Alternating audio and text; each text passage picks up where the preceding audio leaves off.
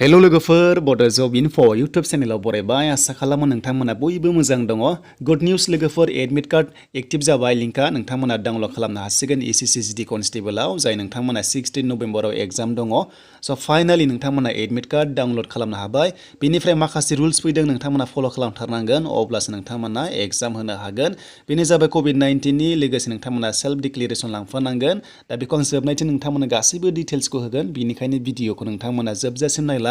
आरो हानायसेबां शेयार खालामदो लोगोफोर आसा खालामो नोंथांमोना मोजां मोनोबा बयबो लाइक खालामगोन भिडिअखौ दा बिदिब्ला जों फैबाय अफिसियेल वेबसाइटआव दा अफिसियेल वेबसाइटआव फैनाय लोगो लोगो नोंथांमोना बेबायदि पेज मोनगोन आरो लिंकखौ नोंथांमोना एडमिननि लिंकखौ डिसक्रिपसनाव मोननाय जागोन डाइरेक्ट फैनानै डाउनलड खालामनो हागोन दा बेखाय जों क्लिक हियरआव थुनाय लोगो लोगो एडमिट डाउनलडआ फैबाय दा जेरै नोंथांमोना दाखालि स्टेटास नायदोंमोन सेम प्रसेसआव नोंथांमोना नायफिनबानो जाबाय दा बेखायनो लोगोफोर नोंथांमोना जायखिजाया रल नाम्बार एबा आइडि नाम्बार बेनिफ्राय नेमजोंबो नोंथांमोना स्टेटास नायनो हायो जेरै नोंथांमोना स्टेटास नायदोंमोन थिग बेबायदि सेम टु सेम नोंथांमोना स्टेटास नाय बेनिफ्राय नोंथांमोना एडमिट कार्ड डाउनलड मोनसे अपसन मोनो बेनिफ्रायनो जों एडमिट डाउनलड खालामनानै लानो हागोन दा बेखायनो बेयाव आं आइडि नाम्बार होबाय सासे साबस्क्राइबारनिखौ नोंथांमोना नायदो बिनि एग्जामा 16 नभेम्बराव दङ बेनिखायनो बियो दिनै एडमिट कार्ड डाउनलड खालामनो हाबाय 12 नभेम्बराव दा बिदिब्ला जों बे क्लिक टु नो दा स्टेटास एन्ड एडमिट कार्डआव जों बेयाव थुना होनोसै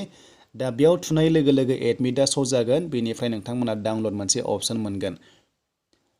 दा बेयाव लडिं जागासिनो दङ दा नायदो लोगोफोर बेना स्टेटासा नायो बेबायदि ओंखारदों बेनिफ्राय बेयाव गासैबो ओंखारबाय बेनिफ्राय जों दाखालि मोन्दोंमोन एग्जाम सिटिखौ जोङो मिथिदोंमोन गुवाहाटि होननानै दानिया जों एडमिटआव नायदो लोगोफोर डाउनलड एडमिट कार्ड मोन्दों मोनसे अपसन थ' नोंथांमोना बेयाव क्लिक खालामना हो अब्लानो एडमिट कार्ड डाउनलड जागोन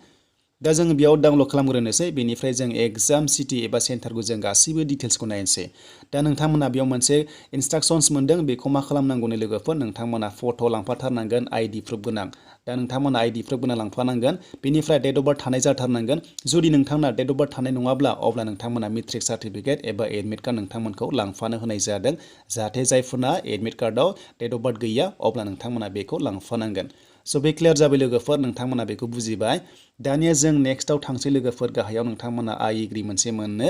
थ' नोंथांमोना आइ एग्रि मोननाय लोगो लोगो होदो बेनिफ्राय जों नेक्स्ट प्रसेसआव थांनानै एडमिट कार्ड डाउनलड खालामनो हायो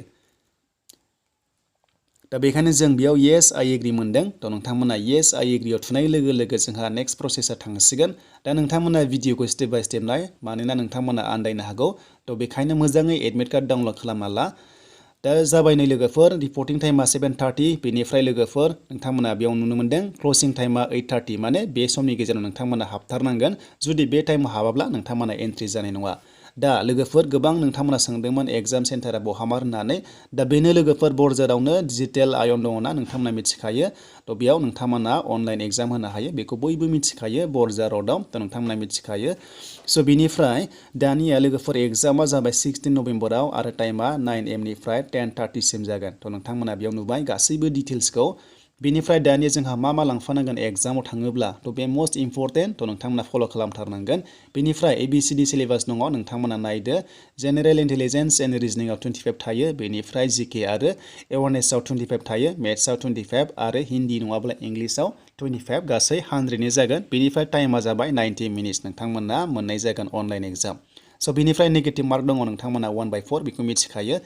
दानिया माखासे बेयाव नोंथांमोना रुल्स दङ बेखौ लांफाथारनांगोन दानिया जाबाय चेन्ज जाबाय बेनो जाबाय नाम्बार एआव बुंदों नोंथांमोना गांनै फट' कपिस लांफाथारनांगोन लेटेस्ट जानांगोन कालारिं बेनिफ्राय 3 सेन्टिमिटार इन्टु 3.5 सेन्टिमिटार बे जानांगोन दै लोगोफोर बेनिफ्राय एटलिस्ट फट' आइडि नोंथांमोना लांफानांगोन आइडि प्रुफ थानाय जेरै पेन कार्ड भटार card driving licence Aadhaar card जायखिजाया नोंथांमोना लांफानांगोन जुदि नोंथांमोना बे गैयाब्लाबो नोंथांमोना मेट्रिकनि सार्टिफिकेट एबा एडमिट लांफाबाबो नोंथांमोना एक्सेप्ट जागोन होनना बुंदों दानिया फैबाय COVID-19 नि माखासे रुल्सआव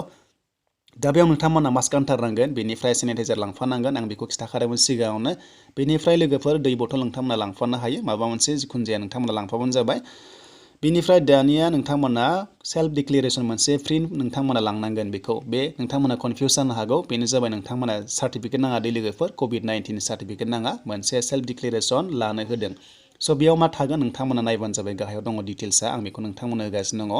दा गोबां आन्दायनो हागौ जेबो टेनसन लानाङा जास्ट नोंथांमोना बेयाव फिल खालाम नोंनि नेम रल नाम्बार एग्जाम डेट बेनिफ्राय एग्जाम शिफ्ट थ' बे जाबाय